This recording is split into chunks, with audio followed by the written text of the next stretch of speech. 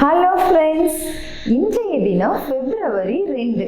இந்த நாளை உலகம் முழுவதும் நதிகள் தினமாக நம்ம ஆசரிச்சுட்டு வருகிறோம். இந்த பூமியில எல்லா உயிரினங்களும் உயிர் வாழ்வதற்கு நதிகள் மிகவும் அவசியமா இருக்கு. இந்த நதிகள் மூலமாக நாமளும் அடைகிற நன்மைகளும் ஏராளமா இருக்கு.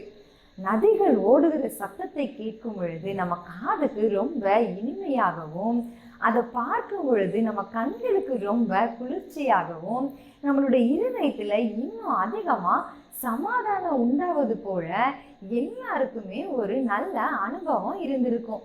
அப்படிதானே? நீங்க நல்லா பார்த்தீங்க அப்படின்னா எல்லா மனித நாகரிகமும் ஆறுகளையும் நதிகளையுமே சார்ந்தே உருவாகி இருக்கிறது.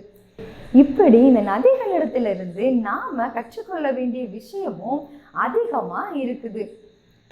ஒரு நதி தான் உருவான இடத்துல இருந்து நூற்றுக்கணக்கான ஆயிரக்கணக்கான கிலோமீட்டர் தாண்டி வரக்கூடிய எல்லா தடைகள், மேடு பள்ளங்கள், இது எல்லாவற்றையுமே கடந்து சரியாக தன்னுடைய கடலுக்கு அது போய் சேருகிறது.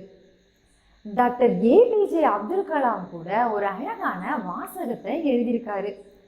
நதிகள் ஒருபோதும் பின்னோக்கி செல்வதில்லை, நாமளும் நதிகளை போல வாழ வேண்டும். கடந்த காலத்தை மறந்து எதிர்காலத்தை நோக்கி நம்மளுடைய கவனம் இருக்க வேண்டும். இப்படி ரொம்ப அழகா இந்த வாசகத்தை சொல்லியிருக்கிறாருங்க. ஆண்டவர் வேதத்திலையும் நம்மள நதிகளோடு ஒப்பிட்டு சொல்லுகிறாரு. வேதவசனம் இப்படியாய் சொல்லுகிறது: யாக்கோபே, உன் கூடாரங்களும் இஸ்ரவேலே, உன் வாசஸ்தலங்களும் எவ்வளவு அழகானவைகள், அவைகள் பரவி போகிற ஆறுகளை போல இருக்கிறதுன்னு ஆண்டவர் சொல்லுறாருங்க.